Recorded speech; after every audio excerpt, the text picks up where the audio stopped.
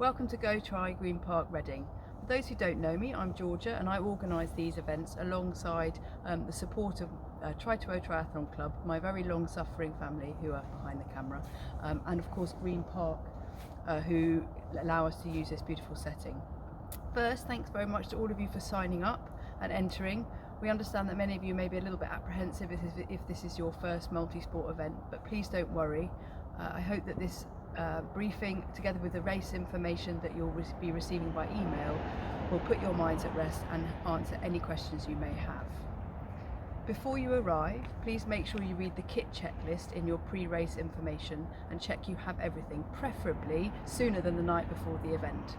I'd advise talking yourself through every stage of the event from start to finish, including preparation, to make sure you don't forget anything. Ensure that your bike is roadworthy, that you've got air in the tyres, and that you've familiarised yourself with the course maps. When you arrive, please make sure you arrive in good time, bearing in mind that race registration opens at 8 AM for the duathlons, not before, and closes at 8:30 AM to enable me to brief the marshal team and for you to complete your final preparations. You'll need to head for 100 Longwater Avenue, which is here. Green Park details it in your pre-race info. You will turn left off Longwater Avenue, signposted with our Go Try sign for Race HQ, and enter the car park here. Please note there's a height restriction to the car park of 2.1 metres, so if you carry your bike on a roof rack you'll have to take it off before you park. Please factor this into your timing. As you can see, the car park is immediately adjacent to transition, which is down there, and turn right, that's where transition is. You also have access to a single disabled toilet in the 100 Longwater Avenue building, here behind me, through those doors, if required. Please leave the toilets as you would wish to find them. This area here will contain 2 rows of bike racking. Please rack your bike before you register. You'll need to suspend it from the racking by the saddle. There will be a marshal in transition to help you with this if you haven't done it before. Please ensure bikes are racked top to tail, so facing opposite directions, adjacent to each other. This maximises the space available on the racking in transition. Also, put your helmet on the floor by your bike or hang it from your handlebars. Place any other equipment you might need in transition, for example cycling shoes if you plan to use them. Now is a good time to write your race number on your hand with the marker pen you brought with you. Your race number is in your entry email. If the event is at full capacity, or if you prefer not to use the racking, we have had people with Bromptons or folding bicycles who want to place their bicycle elsewhere. There's also space for 4 bikes to be left leaning up against these planters on the side here. After you've racked your bike, make your way across to the registration table, which will be behind where that crane currently is sitting. There isn't usually a crane here. At registration, we'll take your name and check that you have the correct race number on your hand, and we can answer any questions you might have. Again, remember, registration opens at 8 and closes at 8:30. You'll have 15 minutes to make final preparations before we have a short group warm-up at 8:45 near to the start line, which is at 8:55 AM you'll be called down to the start line, which is down by the lake. The start line will be here, next to the lake, and we'll start everyone together at 9 AM. Both runs are 2 laps. It's your responsibility to count them. The run course is marked out with red directional arrows on the ground and cones blocking off other paths. It's essentially an anti-clockwise loop around the lake, behind me here, a long round, but with a dog leg at the far right of the course. There are marshals at important junctions. Follow their instructions and please be polite to them. They're all volunteers here to help you. Please do check the course map so you're familiar with the route. Occasionally, if there's flooding of the lake, as there has been recently, we utilise an alternative run course route, and we'll share maps of this if this is the case. Please be careful on the footbridges as some are narrow and can be slippery if it's wet, or at the moment if it's been a little bit frosty and icy, so please take care. Also, please be respectful of other members of the public who might be out walking their dogs, or anglers fishing in the lake who have equal rights of access to us. After your 2 run laps, you'll turn up the path towards transition.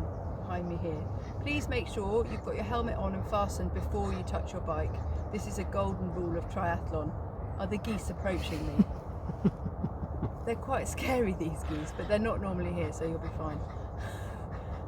Do not mount your bike in the transition area, instead push it to the mount-dismount line, which will be clearly marked out with cones and chalk. Please take care and take your time getting onto your bike. It's at this point that most accidents occur in triathlons. Cut.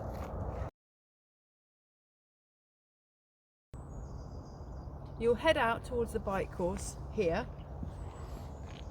turn left, and then at the junction with the perimeter road you need to stop and check for traffic before turning left as the signposts show. The bike course is 3 laps as outlined in the course maps and pre-race info. Please take care on the roads, they're not closed to traffic, so you may come across cars or the occasional bus. The course contains corners and speed bumps, so keep alert. There are 2 types of speed bump. The first are shallow and cross the whole road. These can be driven or ridden straight over without any loss of speed. The second are an island type of speed bump, which you should avoid. If you hit those, you risk coming off. You can easily navigate around them. There is 1 traffic light on the course where you will be turning left. A lane has been coned off for this left-hand turn on the inside of the corner. You have permission to go through these lights when they are red, as long as you stay to the left of the cones. Please slow down when you approach the turn. We have had someone come off on that corner because they took it too fast. Take care. There will be a marshal stationed there, but it's your responsibility to slow down. Please maintain a distance of 12 metres between you and the bicycle in front at all times. The only exception to this is if you need to overtake. In this case, you have 20 seconds to pass through the draft zone and overtake the rider in front. Please give a clear, loud verbal warning that you're overtaking, for example, passing right or on your right. If you're overtaken, it's your responsibility to drop back to a 12-metre distance, and these are the British Triathlon drafting rules. After your 3 laps, turn left into 100 Longwater Avenue. Please also slow down on this corner, as we've had a fall there in the past.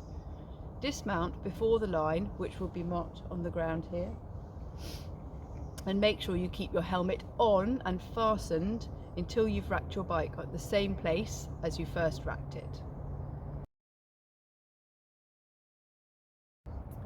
After you've racked your bike, you'll exit transition here down towards the lake for the repeat of the first run. If it's your first duathlon, be prepared for your legs to feel like jelly, or lead, or tree stumps, or both. It's totally normal and will be better by the second lap. After your 2 laps, please head back up towards transition to the finish line. When you cross the line, make sure you call out your race number, please. I'll be taking the times down, which we will then later align to your names.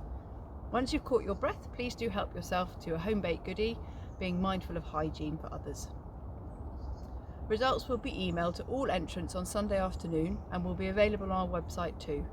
Please make sure you like us on Facebook for updates and any last-minute changes, and we're always really grateful for any reviews or recommendations as well. We'll try to take some photos on the day and post them up on Facebook as well. So that's it from me. Before I go, we want to say a big thank you to Green Park for letting us use their beautiful venue, to British Triathlon for developing the whole Go Tri concept in the first place to encourage beginners into multisport, and to Tri2O Triathlon Club for their support of our events, and in particular marshals. We're really grateful to all of you. Thank you very much for watching. We're really looking forward to seeing you at Go Tri soon. I hope that this and the race information have given you all the information you might need, but if not, please just drop me an email and I'll get back to you as soon as I can.